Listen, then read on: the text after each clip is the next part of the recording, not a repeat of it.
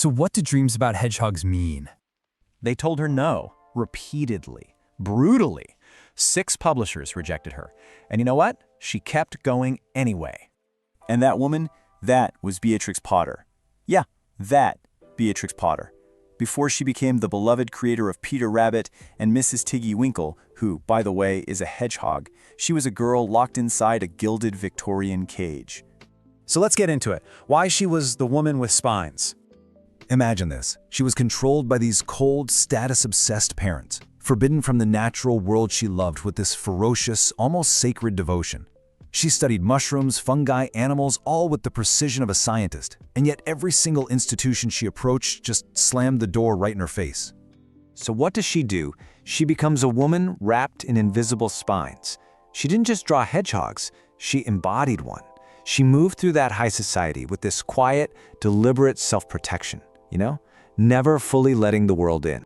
She curled, she waited, she observed, and then, when the moment was right, when she finally published her own work, bypassed all the gatekeepers, and bought her own damn land, she uncurled.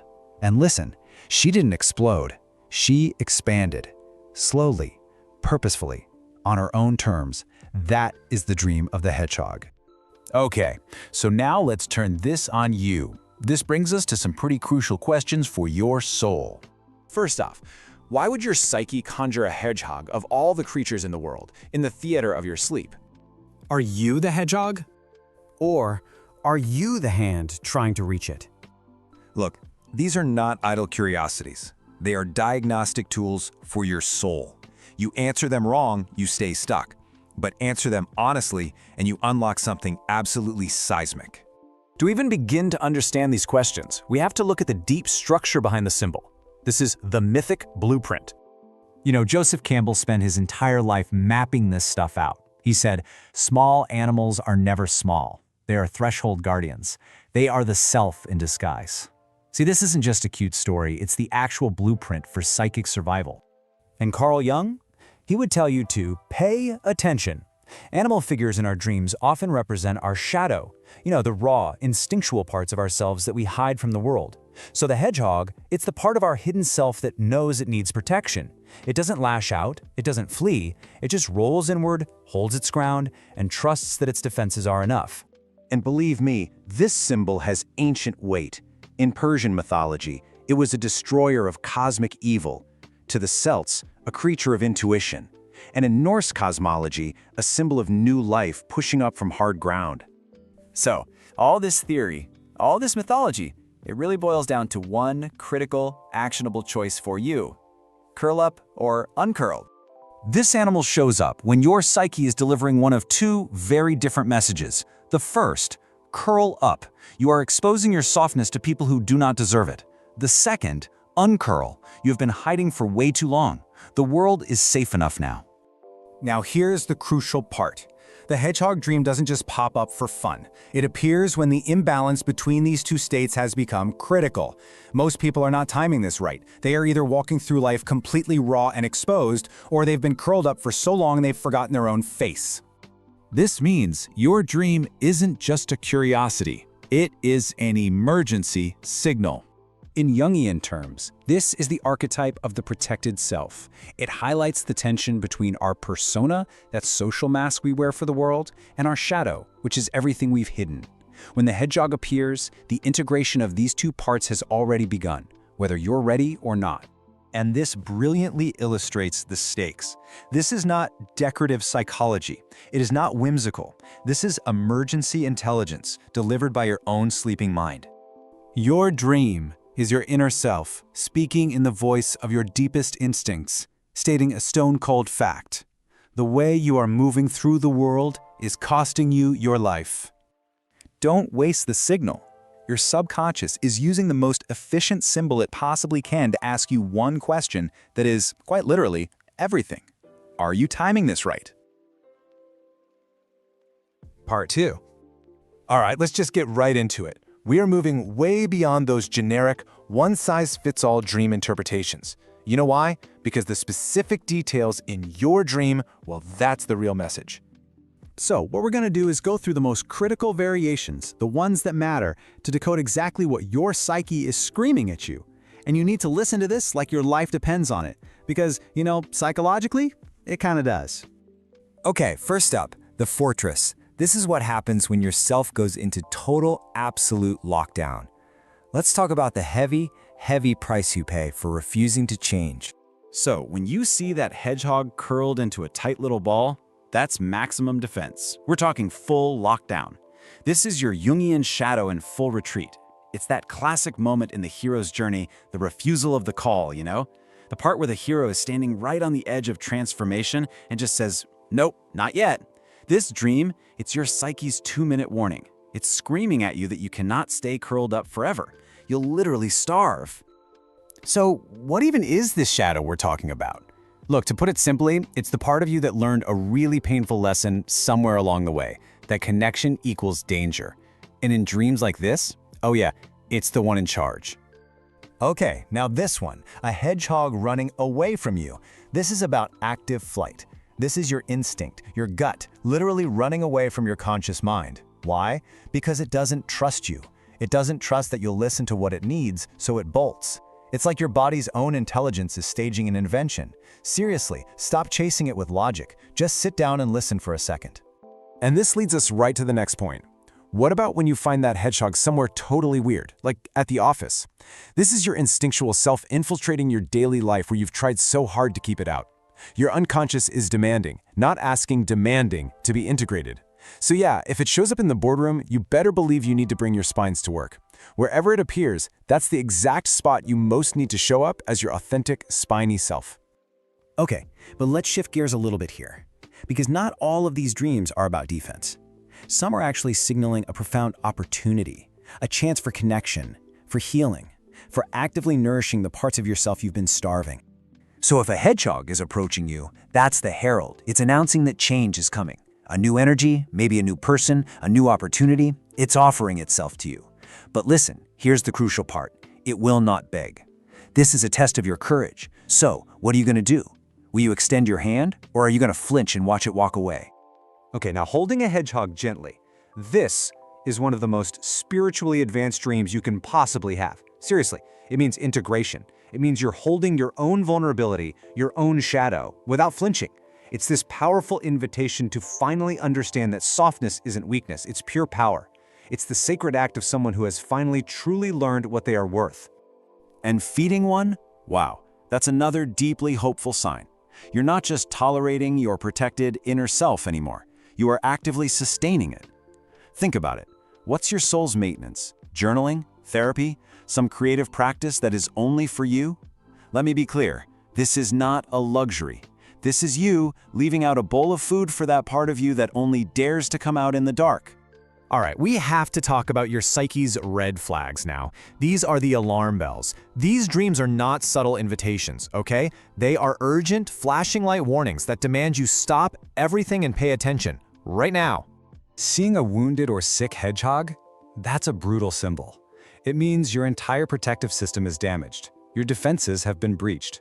And not by some outside enemy, but by you, by your own neglect. This dream is literally turning the lights on and showing you the wound.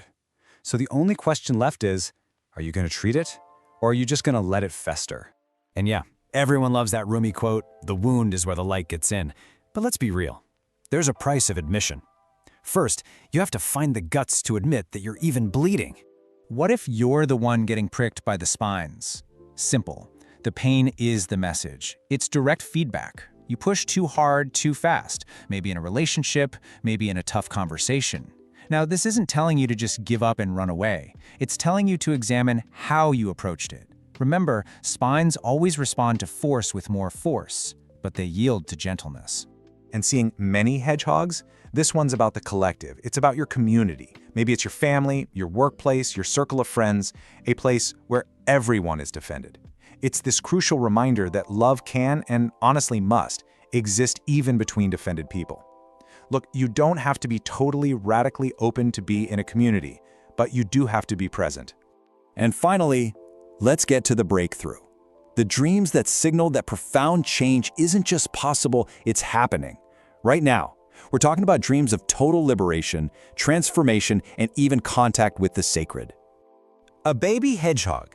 This is the divine child archetype. It means something new, something tender is being born inside of you.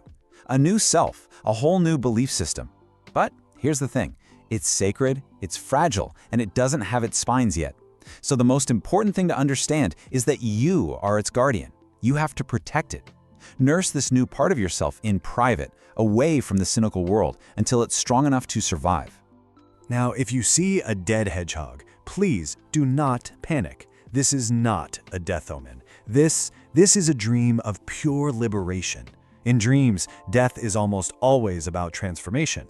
It means some old, rusted defense mechanism, one that kept you safe but also kept you small, is finally gone. It served its purpose. That armor did its job, and now you have permission to finally lay it down. But a white or a golden hedgehog?